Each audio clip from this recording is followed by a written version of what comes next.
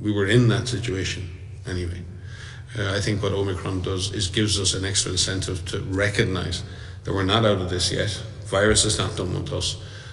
But as I said, we need to trust in the science now and be patient and not be fearful.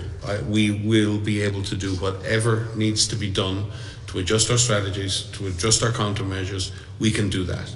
And this is a moment when science does have it.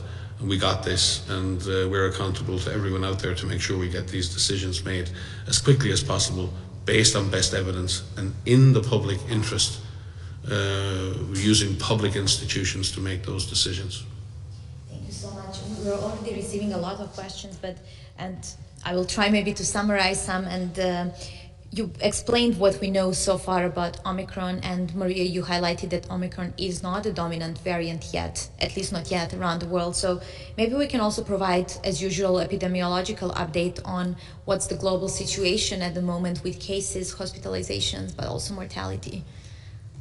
Yeah, I mean, I can. So the emergence of this new variant is on top of the fact that we have a situation globally which is dominant by another variant of concern, the Delta variant.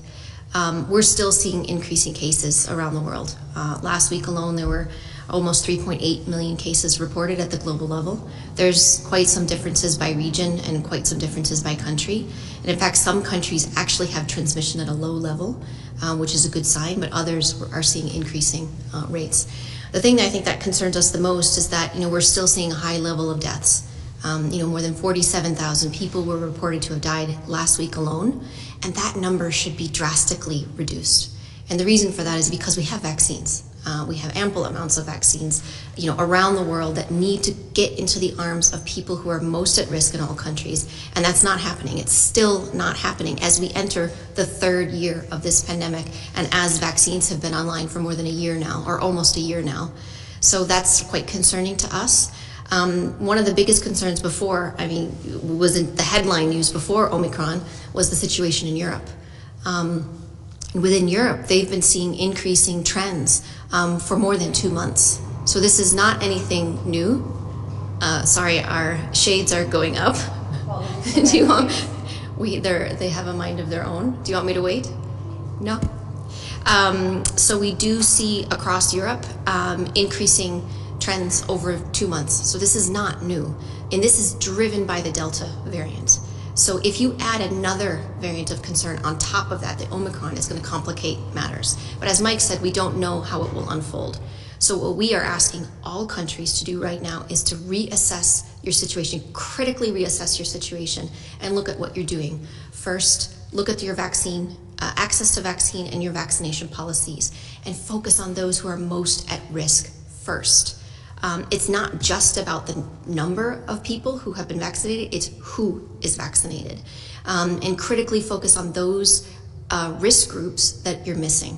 Mike has said before, and I think he said in the last live, know the names of all of those at-risk people, the vulnerable populations who've missed their vaccines, and find out why and see how they could be reached. This is what we know it will save lives, because in populations around the world that have been vaccinated, we see a massive reduction in severe disease in terms of hospitalization, admission to ICU, and deaths. The vaccines work. So in light of Omicron emergence, one of the most important things right now are people to get vaccinated when it's your turn and make sure you receive that full course.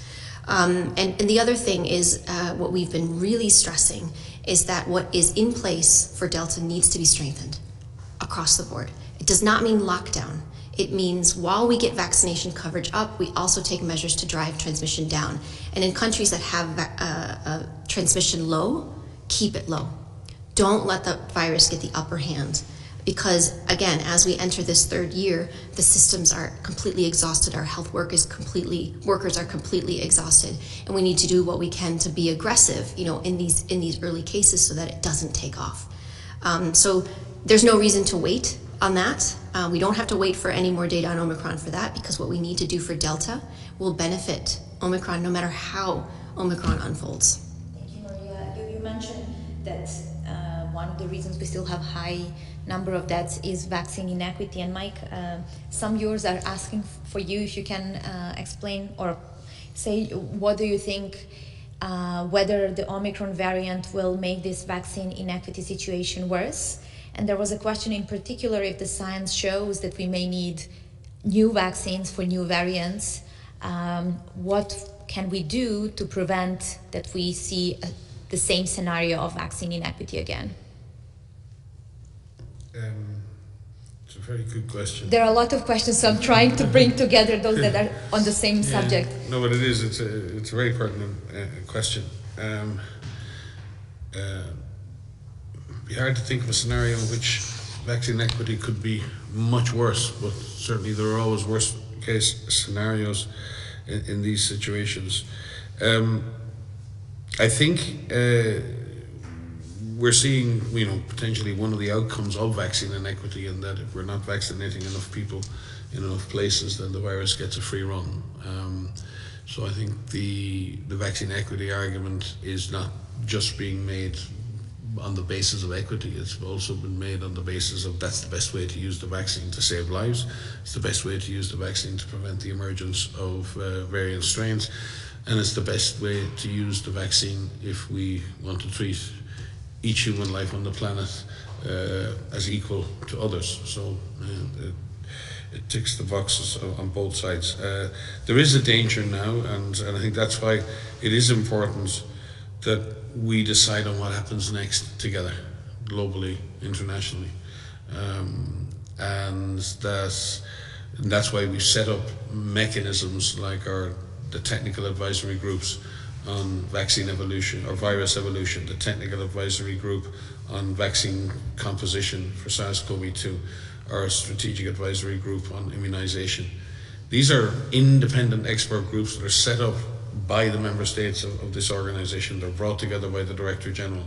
Their job is to make independent assessments of the state of virus evolution, to take that data and data coming from the research and development blueprint platform, from other science and research platforms around the world, to bring that data to the technical advisory group on vaccine composition, tag COVAC, so they can consider whether we need to change the composition of vaccines and how that should change. And that is turned into policy. That's the process we want to see. Public bodies in transparency making decisions about what the best strategy is, what the best composition is for vaccines. In doing that, then we have a better chance of ensuring some kind of equity, because the equity begins long before vaccines are manufactured. The inequity begins early in the process. And therefore, if you can create if your policy decisions and your scientific decisions are based on principles of equity as well as the principles of science, then you have a better chance down the line of ensuring that from end to end. There is obviously there are some concerns now that we're in the world of boosters right now, and we've seen with the issue of boosters that administering boosters to otherwise very, very healthy people, younger people, and then many governments have made that decision, but that puts pressure on vaccine supplies to people who've not received a first or even a second dose, and they're highly vulnerable people. So there's no question that policy decisions, and those decisions are we can say they're made in good faith, and governments make decisions to protect their own citizens. And everything we do in our lives, it doesn't matter. You make a decision for your family, but your decision can negatively impact your neighbours. It could negatively impact your community. So no decision you make in your life is uniquely reserved. The consequences are not only for you, they're for people around you. In the same way, we make decisions at national level, which on the face of it sound logical, and they sound principled. And they are within the context of your situation.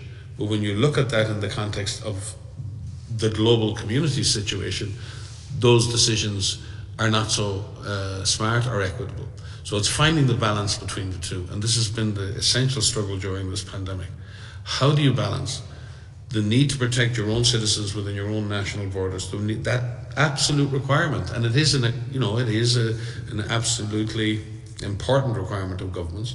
How can governments do that, and at the same time deal with the issues and responsibilities to the global community, and make smart decisions about how you use the vaccine to save the most lives, to prevent the emergence of variants. And I do see that if we're in this particular case, and there is no required decision now, right now there is no need to change the vaccines we're currently using. Not at all. There is no evidence to support that. There is no evidence there to say we should change. But there's a lot of work going on to look at, if we were to change, how might we change those vaccines? And that work needs to be done up front. We need to look at, well, if we did have to change, how would we change it? If we did have to change, would the vaccines actually do the job we designed them for? So that preliminary work is already underway. But what we can say right now is that we need to change the vaccine. Right now we have highly effective vaccines that are working. We need to focus on getting them more equitably distributed. We need to focus on getting people most at risk vaccinated, the ones most likely to be hospitalized or die. We need to focus, be laser focused on that objective, but at the same time, do the work we need to do scientifically to prepare for a moment in which we may have to change things. And we're ready. We have the systems in place to be able to do that. But to answer the question briefly, yes, every time you change anything, the danger is that you will harden and hardwire inequity further into the system, or you amplify the inequity by not thinking about it as you go through the process. But it's also an opportunity, in the same time, to change the game the other way. There's also an opportunity for everyone to recognize, to recommit to the idea, the principle, that we're all in this together. And not just from a solidarity point of view, but from the point of view of the best way to prevent this virus evolving is to share vaccine equitably around the world. Maybe this is just another warning shot to us that we're not doing so well on equity, and if we were doing a bit better in equity, we might be doing a bit better in this pandemic response. You know, I'm thinking of Mike's explanation is just excellent, and I think, you know, what I would like people to understand who are watching this, because we talk to policy advisors, we talk to governments, we talk to scientists, but this is for the general public too, right? We need people out there to understand that we're on it, in the sense that we, WHO, our partners, our scientific collaborators, our member states are on it in terms of tracking variants. What is emerging? And this is, you know, this variant was detected very, very quickly. It was reported to us very quickly, and as Mike has said, the process is in place. The process to analyze, to assess, to debate, you know, what does this data mean and what will it mean for policy decisions? So there are a lot of people on it, regardless of if it's weekends or holidays, and of course many holidays are coming up, but there are many people that are looking at this. But from a general public point of view, what does this mean for you? What it means for you is that there are tools out there right now that can help save your life. And these are safe and effective vaccines. With the Delta variant that is dominant, your chances of going into hospital, needing to be admitted to ICU and dying are far, far less if you are vaccinated than if you don't have that vaccine. And that's what vaccine equity is. It's making sure those people who are most at risk get the vaccine first before we start giving more doses to people who are already well protected. And I don't think we can say that loud enough. And more people out there probably should be saying that a lot louder, because that is a fact. And that will not change regardless of how Omicron unfolds. So that needs to be done. So know what you need to do to keep yourself safe. And when you're offered a vaccine, get vaccinated and receive the full course. Thank you so much, Maria. We have a lot of questions, but maybe I will ask this one now, because you mentioned that this new variant, Omicron, that we're talking about today, has been detected early and reported to us early. And one of the viewers was asking, why this is the second variant of concern that we got reports from South Africa, and why is that? So I think this is an opportunity to explain the good science that is done in South Africa. This is an excellent question. I mean, these variants are detected where we have good surveillance. And this is also a cry to have better surveillance around the world, to not only detect variants, but detect the virus, first of all, but to have sequencing be done so that we can look for the emergence of these variants. Now, South Africa has worked very hard over many years, and in particular over the last 2 years, to increase their surveillance around the country, to support other countries in Southern Africa to do sequencing. And the fact that they were in a good position to be able to do those sequences contact us, which we're in regular contact with researchers from South Africa, present to our technical advisory group for virus evolution, share their sequences with GISAID, with the world, put us as WHO and put everyone else in a better position to take some action. So South Africa was the first to report this variant, but also keep in mind as sequencing backlogs get caught up, because there are a lot of sequences that haven't yet been sequenced from November, in many parts of the world, not just in Africa, but even in Europe, the timeline may change. So some of the earliest cases of this particular variant may very well not be in South Africa. We should also thank Botswana for the work that they did, because they also detected this variant very early and shared that information. So countries that detect these variants, that share this information, should not be punished, because we really need an open and a transparent system so that organizations like us can take that information and advise. And so I think that's a really great question. It isn't a negative that they've identified it. It's in fact quite a positive. And we'll thank them again for all the great work that they're doing. Thank you so much, Maria. I'm gonna go back now to the first question that we received today. A viewer on LinkedIn is saying, I would like to know how Omicron variant can be diagnosed. Ooh, that's a good question. So people, you want me to start or you want to start? I'll start.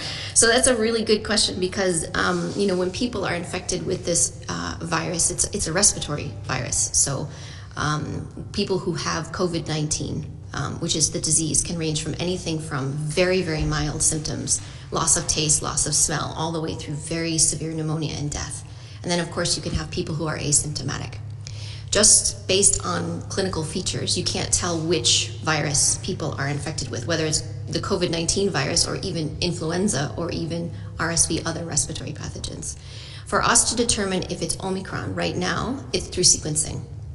And so sequencing is not done everywhere.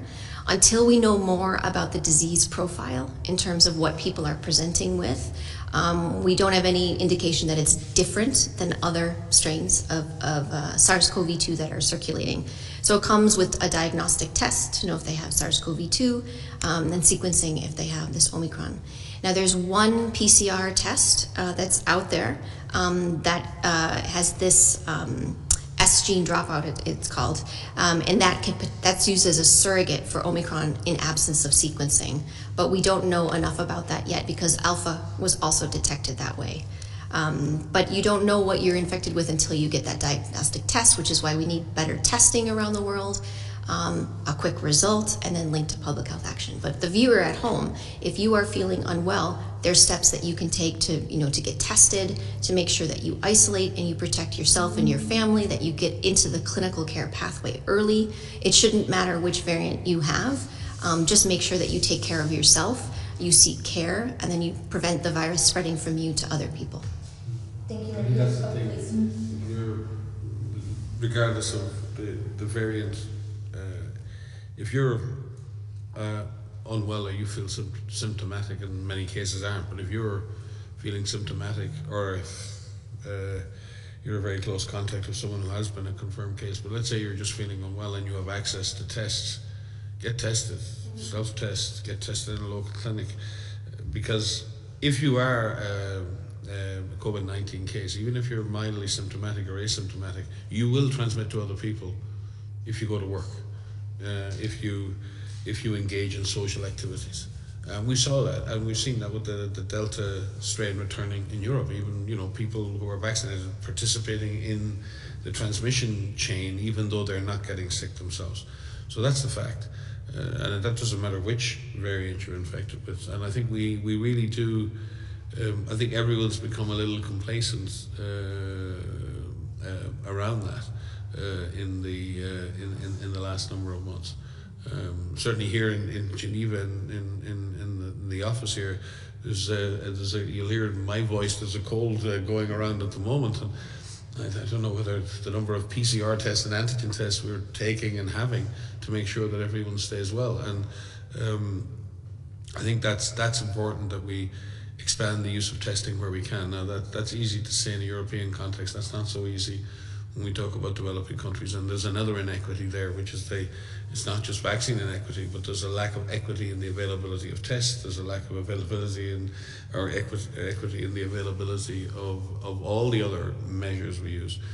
But if you have access to testing, you can reduce your risk of infecting someone else by self-isolating if you're sick. But I've seen it myself, and I've heard too many stories in the last number of weeks of people just being unwell and not getting tested, and that's really driving the disease transmission. Because one individual in a situation like that, especially often someone who's well because they're not sick, so there's no signal to anyone else that they're sick, can do a lot of damage and spread a lot of virus in a work environment or in a mixed social environment. So it's really important that people get tested if they feel they've been exposed or if they feel unwell. Thank you very much. And just Maria, maybe to clarify, because several viewers on Facebook were asking about the symptoms from the Omicron variant. As far as I understood, we don't have any information that it has different symptoms than others. That's correct. Yeah. Thank you. And It's our quickest answer. And one very important thing I think for people to understand, because you'll hear this on the TV, and it is good news in a sense, but we have to also be cautious, because a lot of people are saying, oh, all the cases are mild, and God, I hope that remains to be the case. But we saw that before with Alpha, with Delta. At the beginning, when a new variant arrives, it tends to spread most quickly in those people who are mixing most socially. And in South Africa, that was mainly younger people. So the fact that most of the cases are mild reflects probably the fact that it's spreading amongst otherwise young and healthy people. And there's also a time factor. It takes time, unfortunately. We saw that as well in previous waves of this pandemic. When the incidence rate goes up, it takes a week or two for that to result in hospital admissions or deaths. Now, I hope that the current increase in transmission and the current increasing numbers of the Omicron variant do not result in increased hospitalizations or deaths. But based on the data we have from a mainly younger population in which we have a highly transmissible strain, you can't say with absolute certainty that we won't see, because someone was saying to me the other day, it could be even less virulent than the Delta strain, and then it'll be great, won't it? And I felt like saying to the person, I wish I had your optimism. So I think we need to be careful in the coming weeks to keep an eye on the data and the hospital admission data, just to be sure that we're measuring the right thing, because we don't want to give false reassurance to people, and neither do we want to scare or bring fear into people's lives. So you'll hear a lot of things in the coming weeks, and I think it'll be a bit of a roller coaster for everyone, quite honestly. Today it'll be, yes, everything is fine and it's going to be fine, and tomorrow we'll hear something else. There'll be papers produced, there'll be preprints going online, and everyone will kind of swing a little bit over the next week or two. And we just need to stay centered and not go to the extremes of any analysis, and just stay balanced in how we look at the data that emerge. And we're doing that together in real time. There was a time when scientists would look at all this data and nobody in the public would know, and eventually a month later, there'd be a result. That's not how the world works anymore. Everything is happening in real time. Data is out there in real time. You're all getting the data as we're getting the data. So that's great, because that's fantastic for transparency. It's fantastic for openness. It's fantastic for community empowerment. But it's also unsettling, because the answers aren't there. And that's the world we live in. So we've got to get used to living in that world where getting the real evidence and answers is slightly behind getting all the data and all this kind of unlinked information. I know that sounds rather philosophical, but that's the world we live in, and we all live with that uncertainty. Even for myself, I would like to know the answers, even for my own family, to be able to give reassurance to my own family, and we can't. So I think, with all the advantages we have of these wonderful platforms, social media, and all of that process of opening up and getting rid of the old information silos and the cabals of information, it's fantastic. I love that. But the price of that is the kind of uncertainty we feel right now, until we pull all that information together. Thank you, Michael. I'm glad you brought that up, because actually several viewers were asking if this variant is more deadly than others, and do we have any deaths reported so far from Omicron. And I think you just answered now that we don't know yet fully. We just don't have the full picture yet. And I think, as Mike said, I've actually said several times today, I think that the next days to weeks will be a little bit confusing, a little bit messy, because we won't have that certainty that we want. And there will be a lot of papers that will come out as preprints. And we are in a good position where a lot of those researchers are presenting to us before they even become preprints. But it will swing, as Mike says. We'll have some information and it will seem certain, but we have to look at the evidence as a whole. And we will, make these assessments with our partners and pull it all together and advise based on a collective knowledge as opposed to one piece here and one piece there. But it will be a little bit messy in the coming days. But it doesn't mean that the right studies aren't underway, and it doesn't mean that the right studies will come. So the ones on vaccine, which everyone is most concerned about or seems to be most concerned about, those will take a few weeks. And we need the scientists to have the time to do that.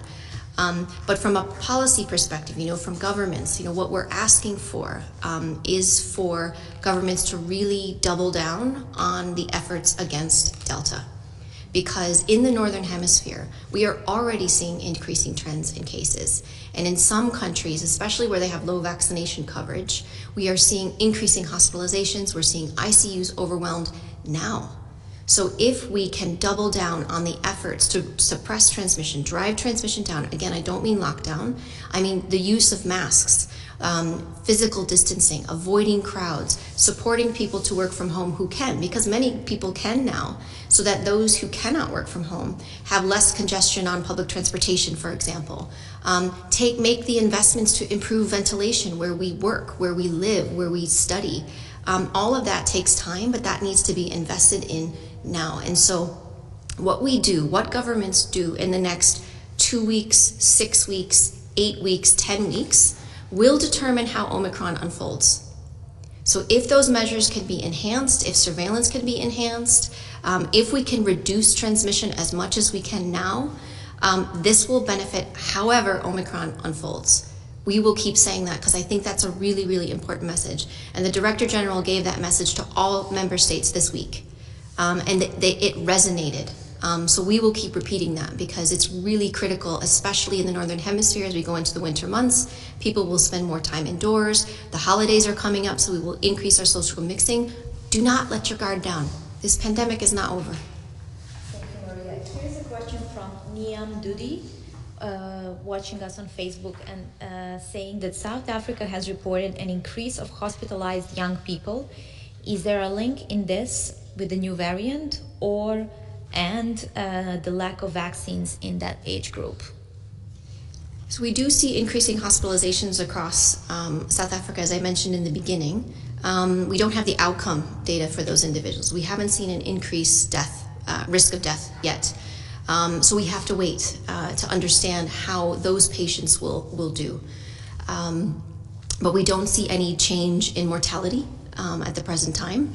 And as more information comes available, we'll let you know. I should mention, as Mike mentioned on the mild cases, if we only look at the travelers, so I mentioned in the beginning that 38 countries have detected Omicron. Those are mainly among travelers, but not only. Those individuals tend to be mild as well, because if you're traveling, you're not sick, or you shouldn't be traveling if you're sick. So there's a bias in terms of what is being detected at the moment, but that will change over time. And just on that, numbers of people coming into hospital increasing is a concern, but remember, South Africa had reached a very low ebb in the pandemic. South Africa had really had very low numbers of cases daily up to this surge in the last couple of weeks. So you would expect from a very low level of hospitalization, if you get a very rapid increase, even of a reasonably mild variant, you'll see more hospitalizations just because you've got a lot of cases coming through the system at one time. So I think it's too early, and as I say, I've had different reports.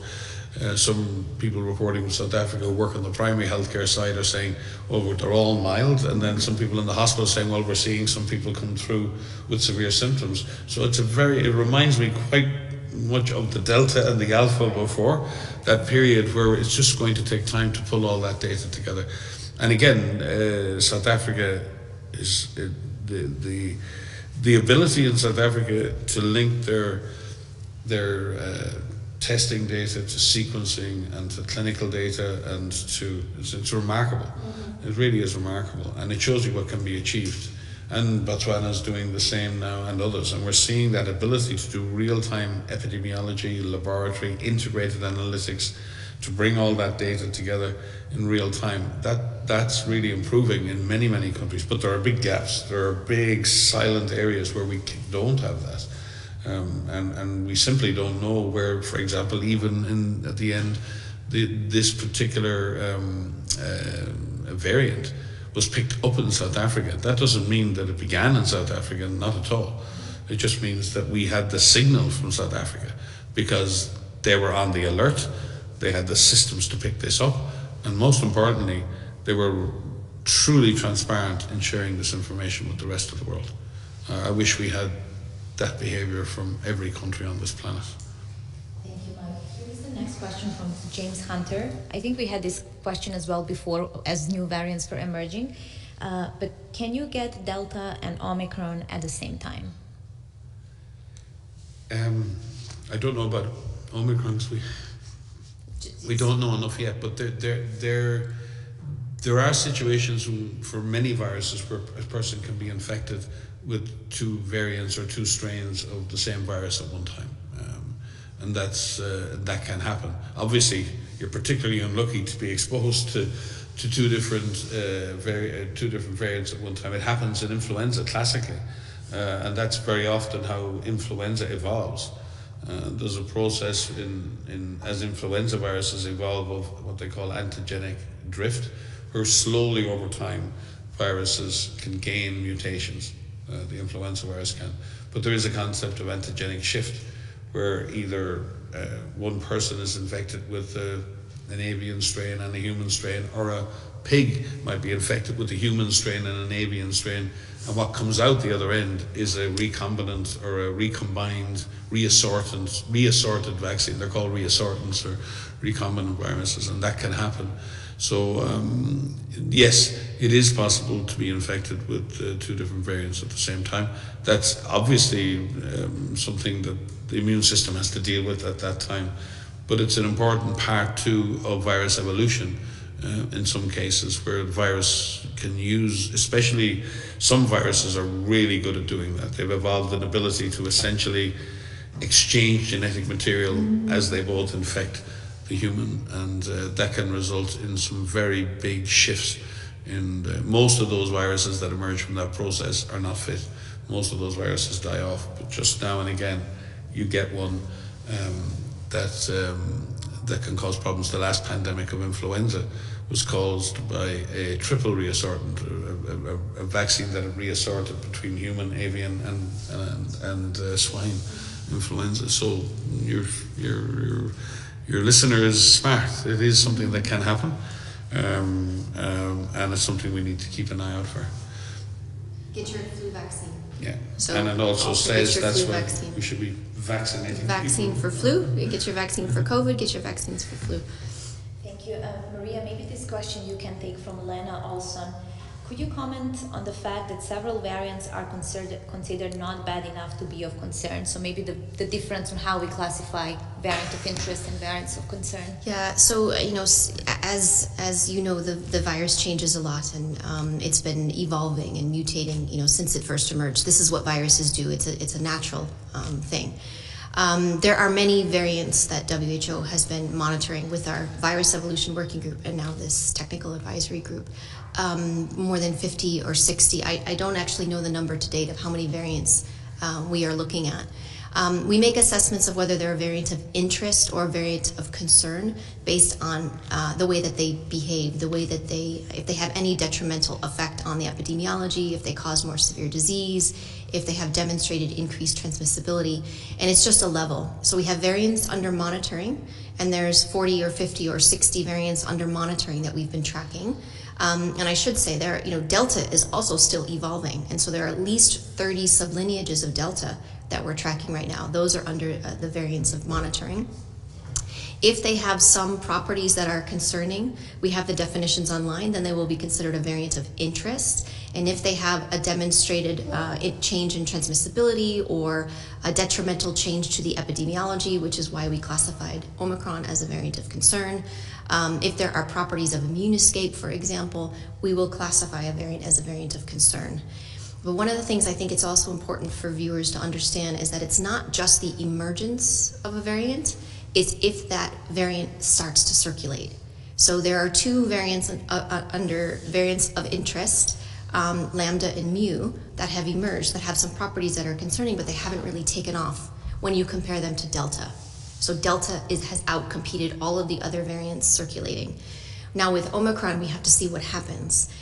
In South Africa, it's emerged in a time where they've gone through their third wave, and they just followed a big delta wave. They have transmission down at a low level. So the question will become, in areas where both variants are circulating, what's going to happen? Which one is going to outcompete each other?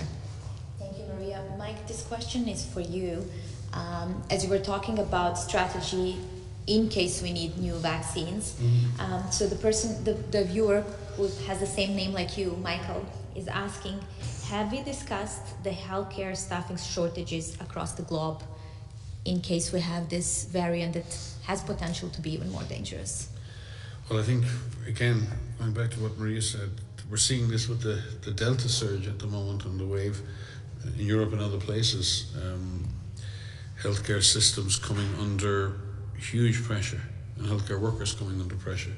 And that's even in the context of fewer admissions, because health systems are tired, exhausted, health workers are tired, and we're seeing a lot of health workers leaving the professions because of this sustained stress and strain. In some countries because of stigma and attacks, verbal and otherwise, on health workers. So it's not been an easy time for health workers for all kinds of different reasons. So yes, it's not the specific emergence of Omicron that concerns me. What concerns me is the sustained transmission that leads to sustained pressure on the health system. And it doesn't matter how good you are at anything. If you have to do it for too long, you get inefficient. If you have to do it for too long, you get exhausted. You know, it's. Can you imagine being a health worker in the current environment, working in an intensive care unit, working on ventilating patients, again and again and again? It's tough, and we have that going on, and working beyond your capacity the whole time. You know, it's one thing to operate at 90% of your capacity, and you can sustain that. But imagine operating at 200% every day, 7 days a week. You know, something has to give. And I think the mental health of many health workers has come under huge strain. I think their families have come under huge strain. And some of them have decided that in their own interest and that of their families, they're moving out of the profession, which is really sad. But also, systems to an extent have not protected them either. Why would you stay as a health worker working in a front line of a COVID-19 ward if you don't have personal protective equipment, if you haven't got a vaccine?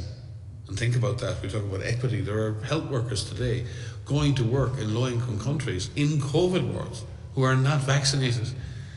You know, we're vaccinating the budgies, you know, and the parakeets, you know, at this point, and in the Northern Hemisphere. And there are still health workers out there, and we expect them to go back in and fight the next wave of Delta or whatever comes from Omicron. What are we asking them to do? We're asking them, you know, to go beyond again and again and again, and we won't even give them the basic means to protect their own lives: PPE, training, reasonable conditions, and a vaccine to save their lives. So, you know, I have huge admiration for health workers, people in primary health care, and people dealing with clinical care in hospitals.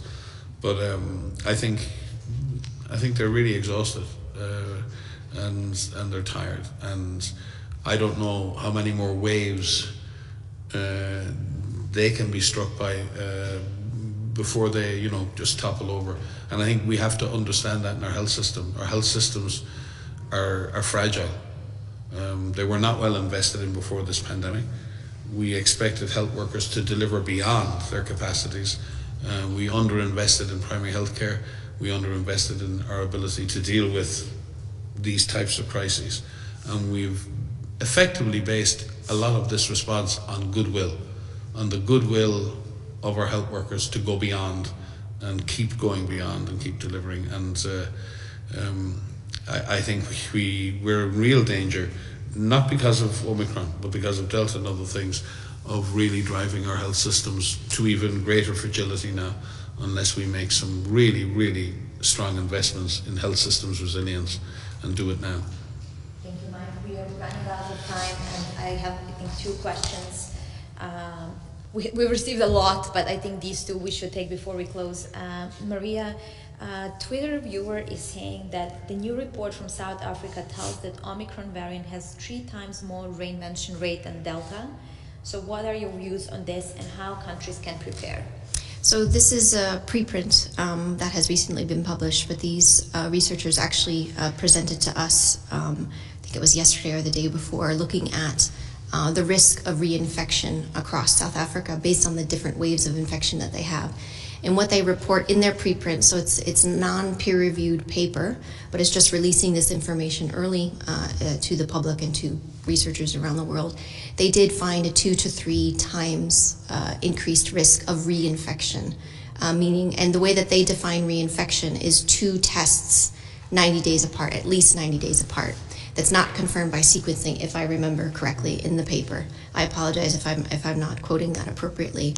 So that's not done by sequencing. There's a lot of limitations within the paper, which is not to say it's not a good paper, but just that the authors recognize because it's limited information so far in its early analysis. But what it's showing is that there is a risk of reinfection. Now these are mainly, we don't have the vaccination status of those individuals, or it hasn't been reported in that paper, as I understand. So it is possible. We know that people can be reinfected with SARS-CoV-2, but we need to wait to understand really what this means on a global scale. This is one study showing, some very good work that's ongoing. We'll let it go through that peer review, and there's a lot of people that are asking questions about this. But again, this is about, this shows that these studies, all of these types of studies can be done in the middle of a pandemic, in the middle of an incredibly difficult situation, and be shared so that we can take action. What it means for you watching at home is to take measures to lower your exposure to this virus, regardless of what variant is circulating. And there's so much that you can do. Distancing, wearing of a mask, avoiding crowds. If you can postpone travel, if you don't have to, then postpone. Make sure that you are in well-ventilated spaces, and people who run these businesses make sure that you improve ventilation in the places where people work and study and live. All of that matters. Take steps to know what your risk is, understand what your risk is, and take steps every day to lower your risk. That's what that study means for you. And let me just add there, when all of the vaccines were designed, they were specifically designed to combat severe disease, hospitalization and death. That was the benchmark that was laid out. And we saw with Delta how we saw reinfections of people with the Delta variant, but we saw the protection against severe disease, hospitalization and death hold up really well. Remember, infection is diagnosed in your nose. So it's basically an infection in the mucosa of your nose, the lining of your nose. So you can be infected and you can have a reinfection, and you could probably find the virus in the nose, but you're not sick because your immune system within the inside of your body, in effect, is mounting an immune response and able to cope with that infection. So reinfection does not automatically mean severe disease. Reinfection means you've been reinfected at the level of your nasal mucosa, but in the main what we found is the vaccines are still protecting the rest of your body, the internal part of your body, and that's what matters, your brain and your heart and your lungs, and they're the things that really matter. So I think it's important for people to recognize that and also to wait. Reinfection rates may be higher, but when the data comes through on vaccine protection, what the data we're really looking to see is going to be around severity of infection and whether or not the vaccines continue to protect against severe disease, hospitalization and death. And right now there's no reason to suppose that they won't, We just haven't got the data yet. Thank you, and we can close with this from Anna Campagna. How aggressive should governments be in surveillance, testing, and sequencing once a variant of concern is identified? We're asking for all countries to increase and enhance their surveillance activities, their testing activities, getting those test results back to individuals quickly, and making sure those testing is linked to public health action. It's all about knowing where the virus is and preventing the onward spread, and for people who are infected to get into that clinical care pathway early. Early clinical care saves lives. We have the toolkit. Whether it's Omicron or the next variant, we have to use that toolkit. We do also ask for increasing efforts around sequencing and to ensure that those sequences are shared so that analysis can be done and we can understand virus evolution and we can understand how this virus is circulating. Now is the time to beef up the systems. You've heard us say that for quite some time now, but it's not too late to do this. Systems need to be reinforced. They need to be enhanced. Omicron is the latest variant of concern. There will be others. The more this virus circulates, the more opportunities it has to change. And right now, we have tools that can take the severe spectrum of disease, that can take the death out of COVID with these safe and effective vaccines. They just need to reach those who are most at risk in our country. And we have the tools to drive transmission down and keep transmission down. All of that needs to continue to happen. We just need to become just more consistent. It's not that, again, everyone's trying their best, and you know, communities are trying their best, and scientists are trying their best, and politicians are trying their best within the world that they live in terms of the policy and everything. Everyone is trying their best, but what we've seen, what I've observed, is a lot of people, you know, a kind of a flip-flop, going for, you know, everything is fine, there's no problem at all, nothing to see here, to, oh my God, the sky's falling in, going from doing nothing to absolute lockdowns. We need to be more consistent. Viruses don't disappear overnight, and disasters don't unfold overnight. It's finding a way of having consistent, multi-layered approach where a government and its society sit down and say, okay, what's the deal here? What are we going to do about this virus, about the rising trends? How are we going to increase testing? How are we going to make testing more available? It's one thing to say, test more, but if people don't have tests, if people don't have access to testing, then there's nothing you can do. And then when people are tested, well, if they are positive, what impact does that have? What are the services there to support people to be at home? If you're tested positive for a virus, but you know, you're a single mom and you've got to go out to work, well, you don't have many choices. So how are governments going to help people and to make good choices and support people in doing that? So I think we need to be more coherent, to be more consistent in what we do, and not just this flip-flopping sometimes from doing nothing to doing everything. I think that's hurt us in this response. We need to be persistent, consistent in what we do. And when we decide on a set of measures, to keep going with them and keep going, and then slowly change and adapt to the new situation that arises. Because I think it's been some of that rapid turning on the highway that's keeled us over at times, and I'd just like to see us now redouble our efforts. Omicron is a warning, as Delta was. It's telling us the virus is not done with us. There's still a way to go here. Maria keeps saying it, the pandemic will end. But we need to do everything we can to make it end, and we just need to recommit now to doing the things we need to do. I know it sounds deadly boring, but it's just the way it is, and we'll just sit here every week and just keep saying it, because it's the only way out of this. Thank you both for your time. I know you need to run for another meeting, and I thank all our viewers for being with us.